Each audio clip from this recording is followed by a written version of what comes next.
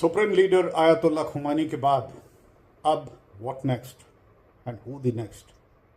कुछ घंटों के लिए ही सही, परंतु ये एक ग्लोबल चर्चा बन के रह गया था, परंतु अब खुलासा हो गया है। खुमैनी के बाद आयतुल्ला अली रज़ा अराफी, इनका नाम सामने आ रहा है। इससे बिल्कुल स्पष्ट हो रहा है कि ईरान के पास एक स्ट्रॉन्ग स्ट्रक्चरल हायरार्की पहले से ही मौजूद था और इमीडिएटली जैसे ही number 1 is gone, number 2 took over. एक लीडर के जाने के बाद यदि दूसरा लीडर तुरंत बैठ जाते हैं, इसका मतलब यह है कि जिस काम में वो लगे थे वो काम आगे बढ़ेगा।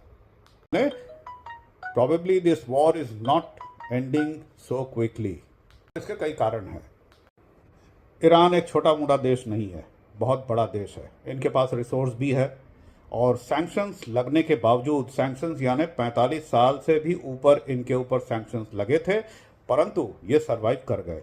उसके बावजूद भी रिसोर्स है।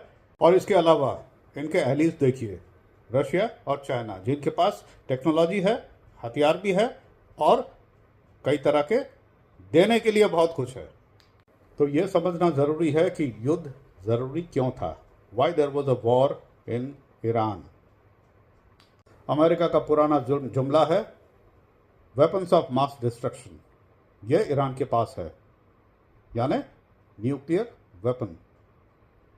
न्यूक्लियर वेपन हो ना हो, परंतु इनके पास टेक्नोलॉजी और कैपेबिलिटी ये दोनों मौजूद है, ये बड़ा स्पष्ट है।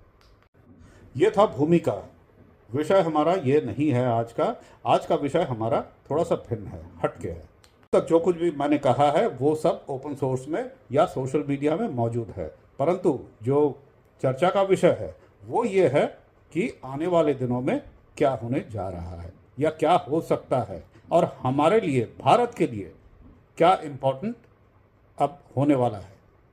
भारत के लिए सबसे इम्पोर्टेंट अब मुद्दा ये खड़ा है कि हमारे जो भारतीय हैं, भारतीय मूल के जितने भी लोग हैं, चाहे वो स्टूडेंट हो, बिजनेस करने वाले हों या जैसे भी हो, तकरीबन 10 से 11 हज़ार लोग वहाँ मौजूद हैं, आज भी मौजूद हैं। ये फिगर ओपन सोर्स बता रहा है। जिस प्रकार से युद्ध छिड़ा हुआ है ये इंटेंसिफाई करेगा, दोनों तरफ से इंटेंसिफाई जरूर करेगा। It's a do or die situation at this moment because it has actually sparked. Now question is, इस माहौल में हमारे लोग वहाँ पे किस हालात में है, ये जानना, ये समझना और उन्हें वापस लाना, ये बहुत ज़रूरी है और यही है हमारा आज का सब्जेक्ट। चलिए आज इसी विषय पे चर्चा करते हैं। Hello, this is Ashok Bose and you are watching my channel beyond 61। So let's talk about and let's worry about. Yes, we need to worry because they are our own people. अरे भाई, लाइक और कमेंट ज़रूर कर दीजिएगा। और अभी बोल देता हूँ कि देखने के लिए धन्यवाद। इससे पहले कि हम इस विषय के ऊपर चर्चा करें, हमें यह समझना चाहिए कि 10 से 11 हज़ार लोग वहाँ पे मौजूद हैं। क्यों मौजूद हैं? क्या इंटेलिजेंस फेल हुआ? क्या इंटेलिजेंस को इस बारे में सूचना नहीं थी? क्या एम्बेसी को इस बात का पता नहीं था? क्यों इतने लोग वहाँ पे मौजूद हैं? क्यों ऐसा नहीं हुआ कि उन्हें वापस भेज दिया गया युद्ध से पहले ही? इस सवाल का उत्तर यह है कि इंडियन एम्बेसी जो तेहरान में है, वो उन्होंने 23 फरवरी को ही 23 फरवरी 2026 में एक एडवाइजरी जारी कर दिया था कि लीव ईरान। और ये एडवाइजरी बहुत सीरियस था। ये किन के लिए था? स्टूडेंट, पिलग्रिमेज, टूरिस्ट, पिलग्रिम्स और टूरिस्ट और बिजनेस पर्सन जितने भी वहाँ पे नौकरी करते हैं या व्यवसाय करते हैं, उनको सभी को एक सीरियस नोट दे दिया गया था। ये एडवाइजरी के जरिए जारी कर दिया गया था। कब? 23 फरवरी को। इतना सीरियस एडवाइजरी देने के बावजूद भी हमारे लोग, भारतीय मूल के जितने भी नागरिक ईरान में अभी मौजूद हैं, उन्होंने उसे सीरियस क्यों नहीं लिया? इसके कई सारे कारण हैं। एक तो ये है कि जो स्टूडेंट हैं उन्होंने एजुकेशनल कमिटमेंट, पढ़ाई कर रहे हैं, तो ठीक है, युद्ध होता रहेगा, हम अपनी पढ़ाई जारी रखेंगे।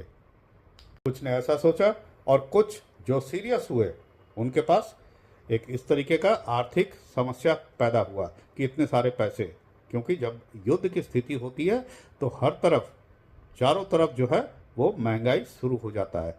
हर इंसान एक दूसरे को लूटने खसोटने का काम करता है। और बाकी अनसुना कर दिए। अनसुना करने का अर्थ यह है कि इतना ज़्यादा एस्केलेट नहीं होगा, ऐसा कुछ नहीं होगा कि युद्ध हो ही जाएगा।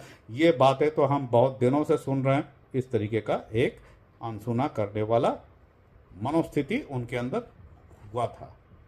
इसके अलावा ऐसा नहीं है कि 10 से 11 हज़ार लोग आज जो मौजूद हैं, उनके अलावा इससे पहले जो आना भी चाहते थे उन्होंने, उनके मुताबिक वो ये है कि लॉजिस्टिकल सपोर्ट ये एक चैलेंज बन गया था।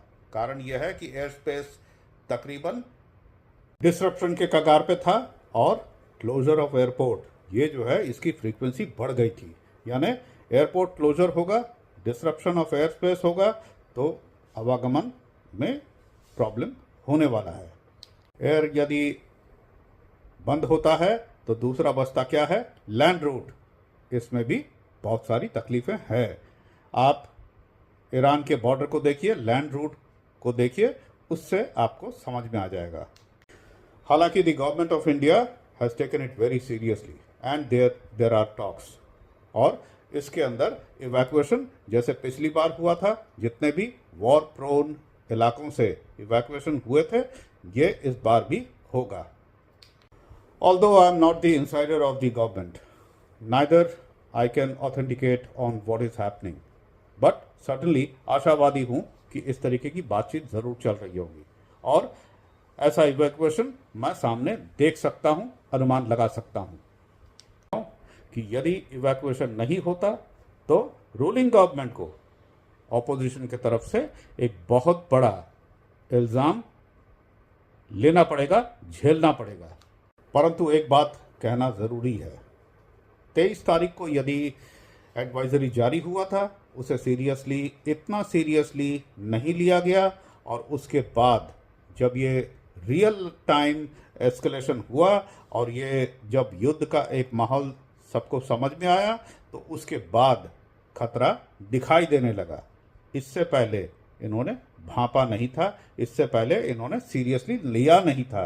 अब हाहाकार मचा रहे हैं और जो है अब कह रहे हैं कि अब हमें बचाएं। युद्ध के माहौल में भारत सरकार कभी भी किसी को अबंडन नहीं करती है। युद्ध के मैदान से छोड़ के वापस खाली हाथ नहीं आते। तो आज का विषय यहीं तक, और यदि पसंद आया हो तो लाइक, शेयर, कमेंट ज़रूर कीजिएगा।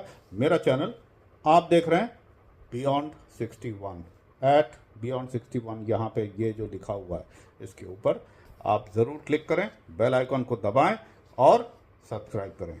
धन्यवाद।